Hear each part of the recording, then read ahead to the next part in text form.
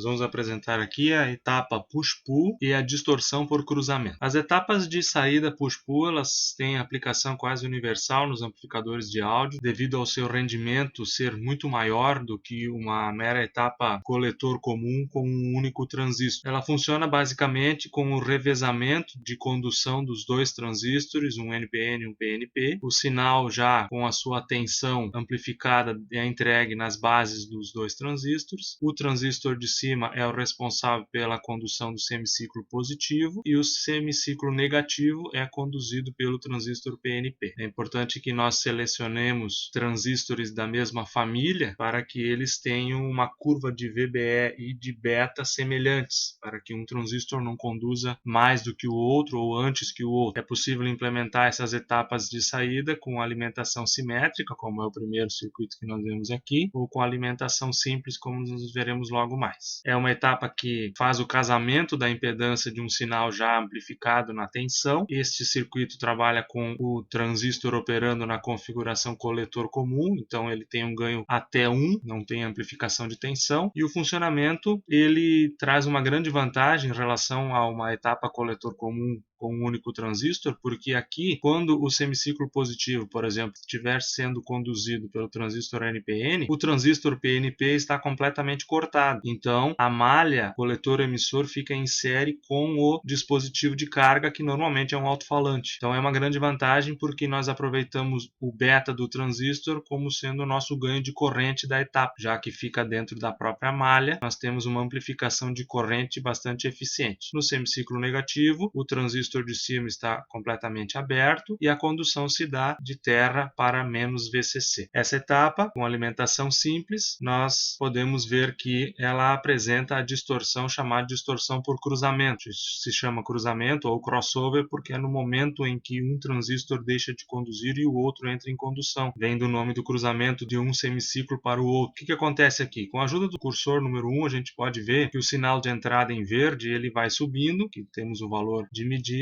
até que o sinal não alcance os 0,6 volts aproximadamente, que é a barreira de VBE do transistor, o transistor não entra em condução. Então, esta parte da informação é perdida e ela não é transferida para a saída, como nós vemos aqui no amarelo. A partir de 0,6 volts, o transistor NPN aqui começa a conduzir, ele transfere para a saída essa parte do sinal, mas no momento que o sinal de entrada cai abaixo de 0,6 volts, o transistor desliga e nós perdemos este trecho aqui da forma de onda. Então é uma distorção muito severa, tem que ser resolvida de alguma maneira. No semiciclo negativo a mesma coisa. O sinal consegue polarizar primeiramente o transistor PNP, ele entra em condução, transporta para a carga a informação, o sinal, e a partir do ponto de menos 0,6 ele desliga e nós temos então a perda do sinal na saída. Essa distorção aqui ela é a chamada distorção por cruzamento ou crossover. Numa etapa de saída push-pull com alimentação simples, nós temos que adicionar aqui um capacitor na saída. Este capacitor ele tem duas funções. Primeiro, ele serve como isolador do nível de corrente contínua que nós temos aqui no meio dos dois transistores, visto que a alimentação é 12. Se os dois transistores forem bem casados, como a gente costuma dizer, da mesma família, no meio dos dois transistores nós teremos metade da tensão de alimentação. Como nós podemos ver aqui, nós temos os 6 volts. Esses 6 volts não podem ser aplicados, por exemplo, no alto-falante, porque nós não podemos aplicar corrente contínua no alto-falante, senão ele vai trabalhar como um curto-circuito, vai queimar o alto-falante e colocará a etapa de saída em curto-circuito. Então o capacitor tem a função de isolamento do valor DC e ele servirá também como fonte de cargas para o semiciclo negativo. No semiciclo positivo, o transistor de baixo está aberto, nós temos a condução de coletor-emissor via capacitor para a carga, e no semiciclo negativo o transistor de cima está cortado. Então, se nós observarmos aqui, nós temos o TER nos dois pontos de extremidade da nossa malha. Então, da onde vem a carga para o semiciclo negativo? Vem do capacitor. Então, nós temos a condução do capacitor se descarregando nesse sentido anti-horário e aí proporcionando a condução do semiciclo negativo. Esta etapa, como não resolvemos ainda o problema da distorção por cruzamento, apresenta o mesmo defeito na forma de onda na saída que nós temos que resolver de alguma maneira. Uma maneira de resolver isso é nós proporcionarmos então uma polarização prévia para os transistores, tanto de cima como de baixo, e nós conseguimos então, quando o transistor já está com a sua barreira VBE polarizada e uma certa corrente de condução aqui na malha de saída, nós não temos mais a distorção no ponto de cruzamentos dos dois semiciclos e o sinal então é transferido integralmente para a saída, sempre lembrando com um ganho menor do que 1. Aqui no operating point nós podemos ver a corrente de polarização, ela está em 9,48 mA,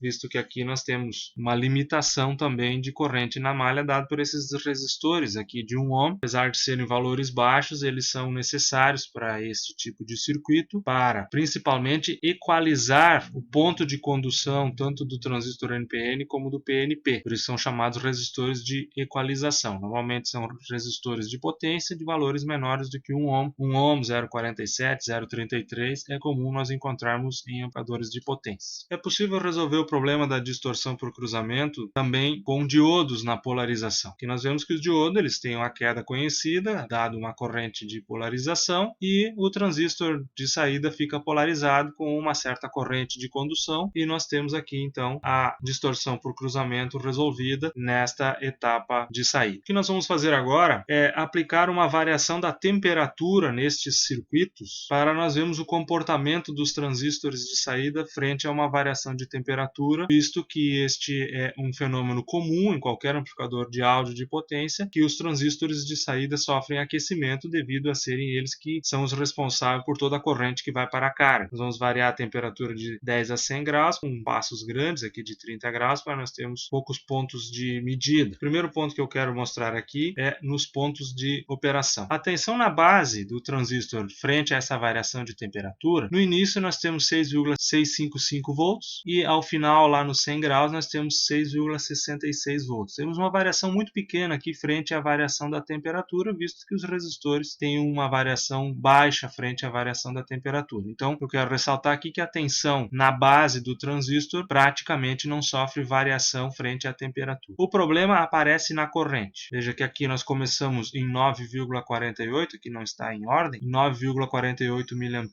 mas ao final da temperatura nós temos 43,97. Temos um valor aumentado em 4 vezes aqui. Lembrando que quanto mais nós temos o aumento da temperatura, mais nós temos a diminuição do VBE com o aumento da temperatura. O VBE nós já vimos em outros momentos que ele diminui na média de 2 mV por grau. Isso representa o seguinte, que o transistor numa temperatura mais alta, ele necessita menos VBE para conduzir a mesma corrente que ele tinha no começo. Então isso é um problema, porque aqui à medida que a temperatura aumenta, a corrente começa a aumentar e ela pode disparar a um ponto de levar o transistor à queima. Na polarização por diodos, vemos primeiramente a tensão. Veja que no início temos 7,06 volts e ao final do aumento da temperatura nós temos uma tensão menor, 6,978. A tensão diminuiu um pouco, mas a intenção é justamente essa, porque quando nós montamos um circuito como este, os transistores devem ser parafusados em dissipadores de calor e os diodos devem ser fixados no dissipador de calor para que eles sintam o aumento de temperatura dos transistores na mesma proporção. Então o diodo serve como elemento de polarização e de sensor de temperatura. À medida que a temperatura aumenta, os diodos também têm a sua temperatura aumentada e a sua tensão sobre ele diminui, como aparece aqui na nossa simulação. Mas o mais importante é nós observarmos na corrente. Apesar da corrente aqui de polarização ser maior do que o circuito anterior, o que eu chamo a atenção aqui é para quanto varia. Nós começamos em 54,9 mA